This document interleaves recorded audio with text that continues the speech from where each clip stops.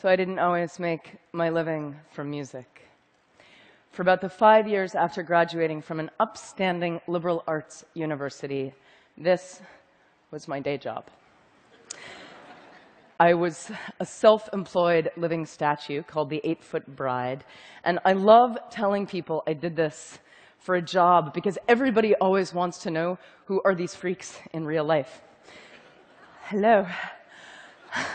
I painted myself white one day, stood on a box, put a hat or a can at my feet, and when someone came by and dropped in money, I handed them a flower and some intense eye contact. And if they didn't take the flower, I threw in a gesture of sadness and longing as they walked away.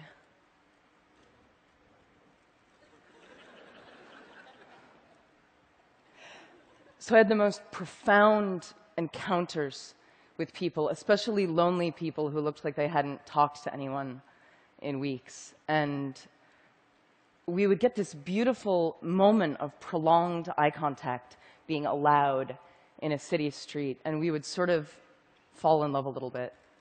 And my eyes would say, "Thank you. I see you." And their eyes would say, "Nobody ever sees me. Thank you." And I would get harassed. Sometimes people would yell at me from their passing cars, "Get a job!" And I'd be like, "This is my job." But it hurt because it made me fear that I was somehow doing something unjob-like and unfair, shameful. I had no idea how perfect a real education I was getting for the music business on this box.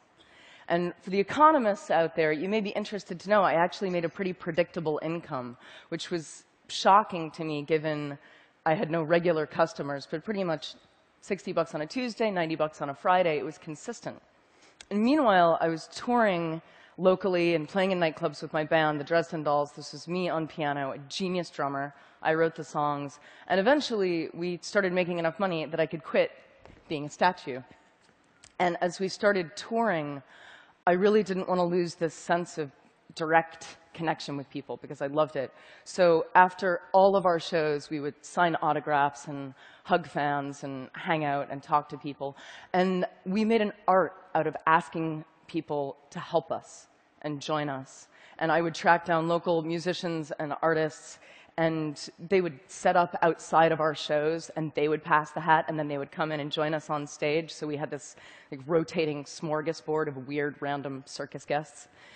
And then Twitter came along and made things even more magic because I could ask instantly for anything, anywhere. So I would need a piano to practice on, and an hour later, I would be at a fan's house. This is in London. People would bring home-cooked food to us all over the world backstage and feed us and eat with us. This is in Seattle. Fans who worked in museums and stores and any kind of public space would wave their hands if I would decide to do a last-minute spontaneous free gig. This is a library in Auckland. On Saturday, I tweeted for this crate and hat because I did not want to schlep them from the East Coast, and they showed up care of this dude, Chris from Newport Beach, who says hello. I once tweeted, "Where in Melbourne can I buy a neti pot?" And a nurse from a hospital drove one right at that moment to the cafe I was in, and I bought her a smoothie, and we sat there talking about nursing and death. And I love this kind of random closeness, which is lucky because I do a lot of couch surfing. In mansions where everyone on my crew gets their own room, but there's no wireless, and in punk squats, everyone on the floor in one room with no toilets, but with wireless, clearly making it the better option. My crew once pulled our van up to a really poor Miami neighborhood, and we found out that our couch surfing host for the night was an 18-year-old girl still living at home, and her family were all undocumented immigrants from Honduras. And that night, her whole family took the couches, and she slept together with her mom so that we could take their beds. And I lay there thinking, these people have so little. Is this fair? And in the morning, her mom taught us how to try to make tortillas and wanted to give me a Bible. And she took me aside and she said to me in her broken English, "Your music has helped my daughter so much. Thank you for staying here. We're all so grateful." And I thought, this is fair. This is this. A couple months later, I was in Manhattan, and I tweeted for a crash pad, and at midnight, I'm ringing a doorbell on the Lower East Side, and it occurs to me, I've never actually done this alone. I've always been with my band or my crew. Is this what stupid people do? Is this how stupid people die? And before I can change my mind, the door busts open. She's an artist. He's a financial blogger for Reuters. And they're pouring me a glass of red wine and offering me a bath. And I have had thousands of nights like that and like that. So I couch surf a lot. I also crowd surf a lot. I maintain couch surfing and crowd surfing are basically the same thing. You're falling into the audience, and you're trusting each other.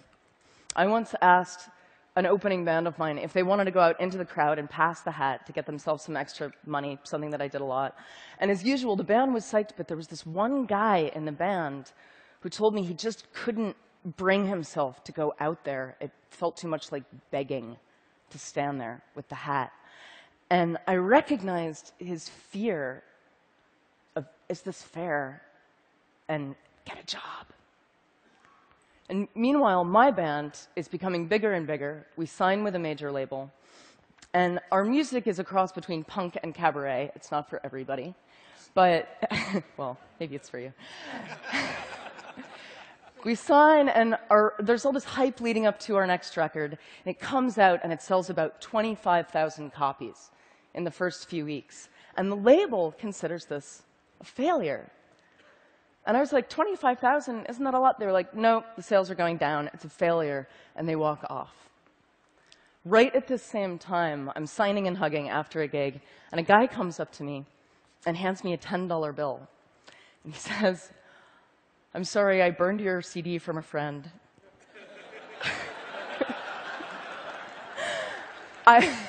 But I read your blog. I know you hate your label. I just want you to have this money. And this starts happening all the time. I become the hat after my own gigs, but I have to physically stand there and take the help from people. And unlike the guy in the opening band, I've actually had a lot of practice standing there. Thank you. And this is the moment I decide I'm just going to give away my music for free online whenever possible. So it's like Metallica over here. Napster, bad. Amanda Palmer over here. And I'm going to encourage torrenting, downloading, sharing, but I'm going to ask for help because I saw it work on the street. So I fought my way off my label, and for my next project with my new band, the Grand Theft Orchestra, I turned to crowdfunding. And I fell into those thousands of connections that I'd made, and I asked my crowd to catch me. And the goal was $100,000. My fans backed me at nearly $1.2 million, which was the biggest music crowdfunding project to date. And you can see how many people it is. It's about 25,000 people. And the media asked, "Amanda, the music business is tanking, and you encourage piracy. How do you make all these people pay for music?" And the real answer is, I didn't make them. I asked them. And through the very act of asking people, I'd connected with them. And when you connect with them, people want to help you. It's kind of counterintuitive for a lot of artists. They don't want to ask for things. But it's not easy. It's not easy to ask. And a lot of artists have a problem with this. Asking makes you vulnerable. And I got a lot of criticism online after my Kickstarter went big for continuing my crazy crowdsourcing practices, specifically for asking musicians who were fans if they wanted to join us on stage for a few songs in exchange for love and tickets and beer. And this was a doctored image that went up of me on a website. And this hurt in a really familiar way. And people saying, "You're not allowed anymore to ask for that kind of help," really reminded me of the people in their cars yelling, "Get a job." Because they weren't with us on the sidewalk, and they couldn't see the exchange that was happening between me and my crowd, an exchange that was very fair to us, but alien to them. So this is slightly not safe for work. This is my Kickstarter backer party in Berlin. At the end of the night, I stripped and let everyone draw on me. Now, let me tell you, if you want to experience the visceral feeling of trusting strangers, I recommend this, especially if those strangers are drunk German people. This was a ninja master level fan connection, because what I was really saying here was, I trust you this much. Should I? Show me. For most of human history, musicians, artists, they've been part of the community. Connectors and openers, not untouchable stars. Celebrity is about a lot of people loving you from a distance. But the internet and the content that we're freely able to share on it are taking us back. It's about a few people loving you up close, and about those people being enough. So a lot of people are confused by the idea of no hard sticker price. They see it as an unpredictable risk. But the things I've done, the Kickstarter, the street, the doorbell, I don't see these things as risk. I see them as trust.